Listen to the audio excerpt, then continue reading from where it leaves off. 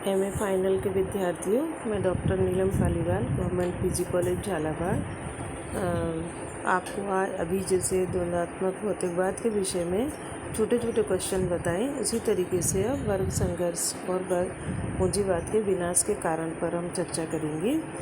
ये MA final and BA second year दोनों के काम की है, तो दोनों ही इसको उपयोग में ला सकते हैं।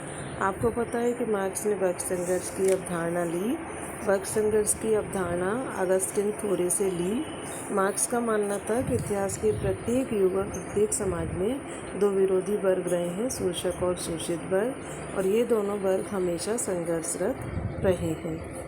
मार्क्स ने कहा कि हमेशा से ही समाज में दो वर्ग पाए गए और सदा एक दूसरे के विरोधी होकर कभी प्रत्यक्ष तो कभी अप्रत्यक्ष अनवरत उनमें संघर्ष चलता रहा है।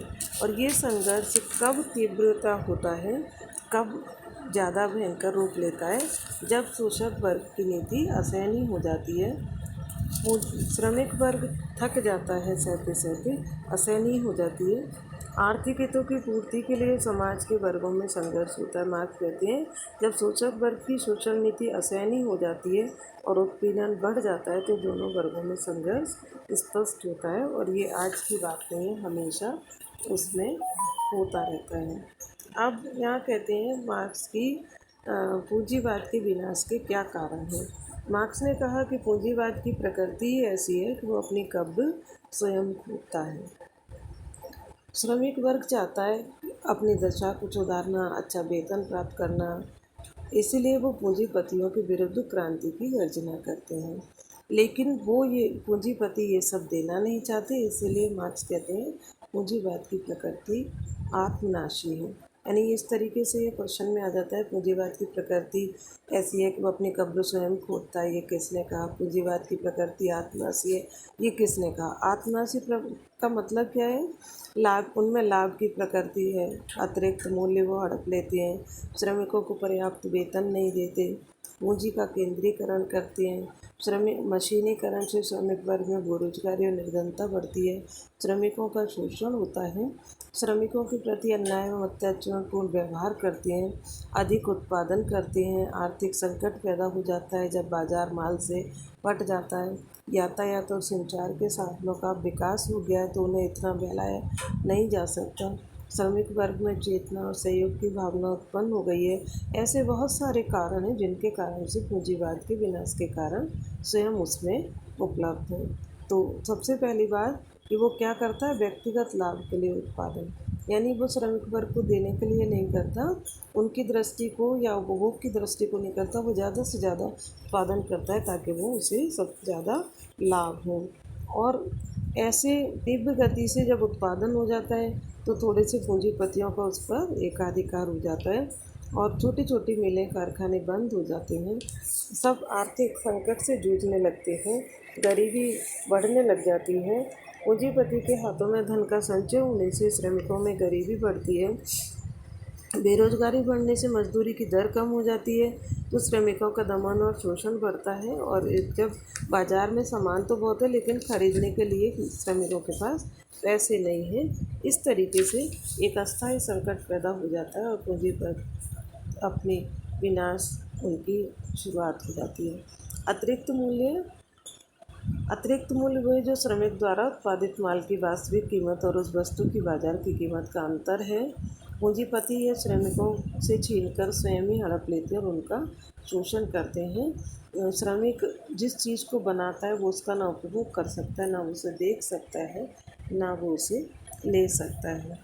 अब वो कह रहे हैं कि श्रमिक में एकता का उदय हो गया है, क्योंकि पहले एक स्थान पर होते थे, अब यातायात और संचार के साधनों से सब एक दूसरे को अपनी बात पहुंचा रहे हैं, एक दूसरे से सुख दुख की चर्चा कर रहे हैं, अपनी बात, अपनी प्रॉब्लम्स, अपनी समस्याएं वहाँ तक बता रहे हैं, इसलिए अब उनमें वर्ग चेतना का विकास हो गया है। तो श्रमिक वर्ग अपने आप पूंजीपति के विरुद्ध खड़ा हो रहा है। मार्क्स ने कहा था कि जैसे जैसे सभी राष्ट्रों के श्रमिक समीप आते हैं, संगठित होते हैं, तो वो यातायात के संचार के साधन भी बढ़ गए हैं और ये सब एकत्रित होते हैं, तो संघर्ष की सीमा बढ़ती चली जाती है। मार्क्स ने एक नारा दिया था, दुनिया के मजदूरों एक हो जाओ। इस तरीके से पूंजीवाद स्वयं अपने विनाश की ओर बढ़ता जाता है। मार्क्स कहते हैं बुजुर्गवाद स्वयं सरबराह वर्ग को उनसे लड़ने के यंत्र प्रदान कर रहा है, यानी वो उन्हें यदि क्या दे, यदि उनके कार्य करते हुए कारखाने में उनके साथ कोई नुकसान हो जाए, उनके घर में विवाह है या कोई बीमार है, यदि वो उनका हाथ या पैर कट जाता है तो उसके अगले व्यक्ति को, उनके आने वाली पीढ़ी को काम दें, तो ये सारी चीज़ें किसी भी तरीके से उनके विरुद्ध नहीं जाएंगी, क्योंकि उनकी आवश्यकताएं बहुत थोड़ी होती हैं। लेकिन पूंजीपति ऐसा नहीं करते हैं, इसलिए उनका विनाश अब संभव है, क्योंकि सब वो एकत्रित हो गए हैं और अब लड़ने के लिए तैयार हो गए हैं। उन्होंने कम्युनिस्ट घोषणा पत्र में इसका जिक्र किया था कि पूंजीवाद के विनाश के लिए श्रमिक वर्ग तैयार हो गया है और इसीलिए अब निश्चित रूप से समाजवाद की स्थापना होगी। मार्क्स, आप जानते हैं, भाग्यवादी नहीं थे, कार्य में विश्वास करते थे। कम्युनिस्ट घोषणा पत्र में उन्होंने इन सब का जिक्र किया कि किस तरीके से ये इस मार्क्स का कार्यक्रम विकासवादी क्रांतिकारी दोनों हैं। ऐसे छोटे छोटे तरीके से आप लोग छोटे छोटे तरीके से प्रश्नों का हल खोजने का प्रयास करेंगे और तैयारी करिए। मार्क्स के अनुसार पूंजीपति कौन है? जिसके पास पैसा है, उत्पादन के साधन है और जो मजदूरों का शोषण करता है। मार्क्स के अनुसार वर्ग संघर्ष का मुख्य कारण क्या है? मुख्य कारण क्या है आपको बताना पड़ेगा। इसमें से कि जो श्रमिक वर्ग में चेतना का उदय हो जाना।